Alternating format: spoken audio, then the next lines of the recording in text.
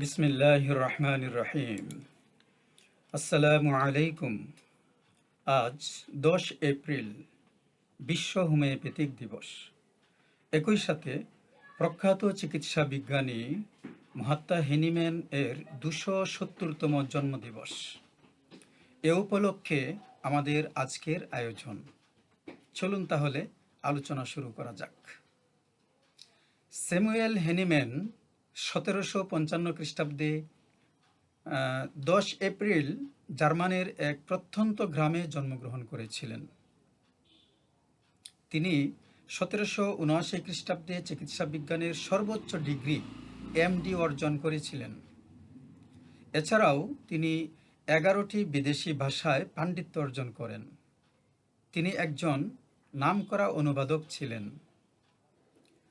কর্মজীবনে তিনি বিভিন্ন হাসপাতালে চিকিৎসকের দায়িত্ব পালন করেছেন। বিভিন্ন ভাষায় রচিত কালোত্তীর্ণ ম্যাটেরিয়া মেডিকাগুলো তিনি জার্মান ভাষায় অনুবাদ করেছিলেন। তৎকালীন জার্মান দেশের একজন খ্যাতিমান উচ্চপদস্থ এলোপ্যাথিক চিকিৎসক হিসেবে চিকিৎসা পেশার শুরু হতেই তিনি প্রচলিত এলোপ্যাথিক চিকিৎসার কুফল ও অসারতা উপলব্ধি করতে থাকেন। তিনি দেখতে লাগলেন রোগী ভালো হয়ে একটি নির্দিষ্ট সময় পর আবারও একই রোগ নিয়ে ফিরে আসে এবং পূর্বের রোগের সাথে আরও কতগুলি নতুন রোগের সৃষ্টি হয়।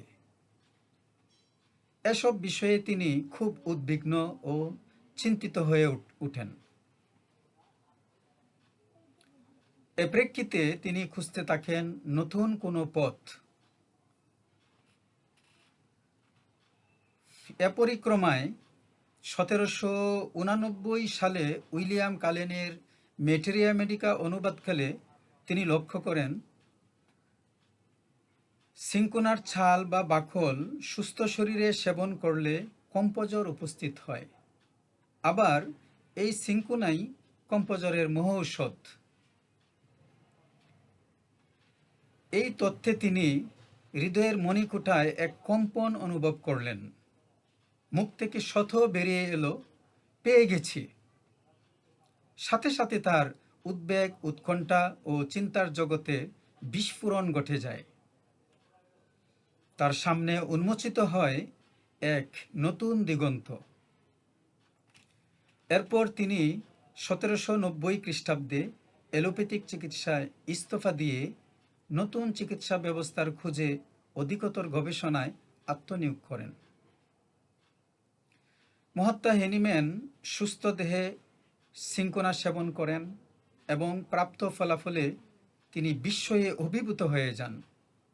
পরে আরও প্রায় 100 ভেষজ দীর্ঘ 6 বছর ধরে নিজ দেহে প্রুবিং করেন।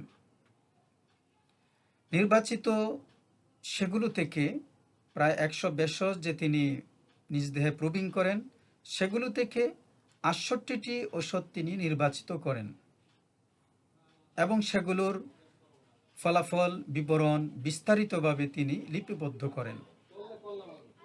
অতঃপর 1796 সালে ঘোষণা করেন নতুন এক চিকিৎসা ব্যবস্থা। তিনি বলেন সিমিলিয়া সিমিলিবাস কিউরেন্টার, অর্থাৎ সুস্থ দেহে যে ভেষজ যে সকল রোগ সৃষ্টি করতে সক্ষম, সে সকল রোগ সেই ভেষজই আরোগ্য করতেও সক্ষম।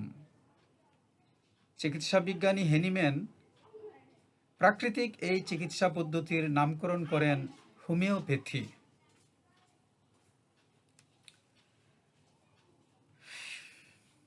এই মহান চিকিৎসা বিজ্ঞানী ব্যক্তিগত জীবনে একেবারেই সরল সহজ প্রকৃতির ছিলেন।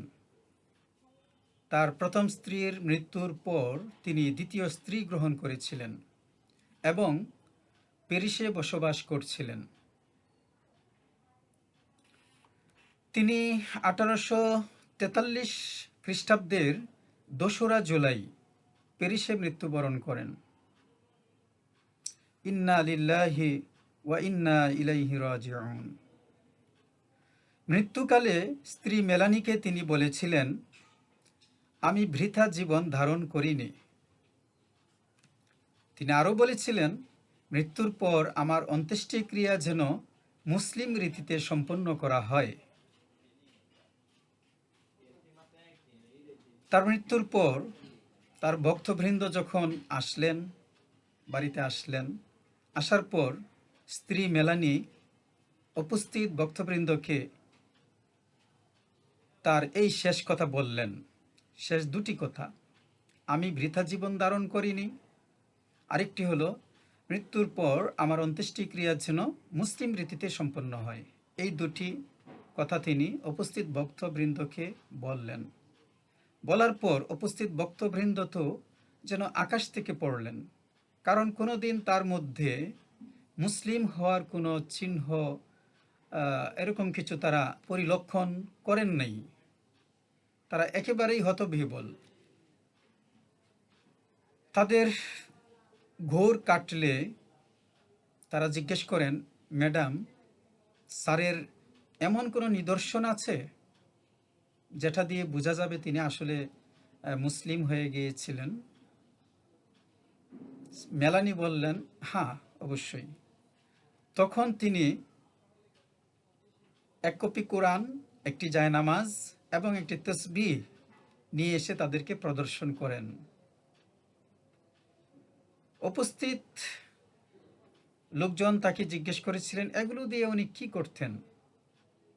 তিনি বলেছিলেন, হ্যানিম্যান রোজ এক গ্রন্থখানি সকালে পাঠ করতেন, আর এই ম্যাট বিছিয়ে রোজ 5 বার প্রার্থনা করতেন।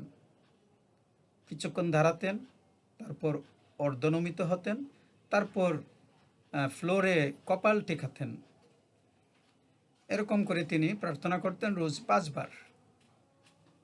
এরপর প্রার্থনা শেষ করার পর তিনি ম্যাটে বসেই এই জপমালা দিয়ে, তসবিটা দেখিয়ে বললেন যে এই জপমালা দিয়ে তিনি ধ্যান করতেন। তো এতে করে প্রমাণিত হয়ে গিয়েছিল যে তিনি মুসলিম হয়ে গিয়েছিলেন, যেটা তিনি কোনো কারণে প্রকাশ করেননি।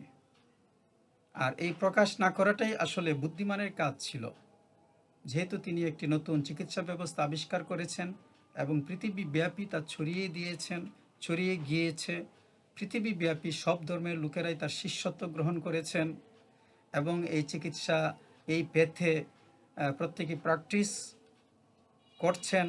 সে অবস্থায় তার ধর্মান্তরিত হওয়ার বিষয়টি প্রকাশিত হলে একটি বিশৃঙ্খলা সৃষ্টি হওয়ার সম্ভাবনা ছিল।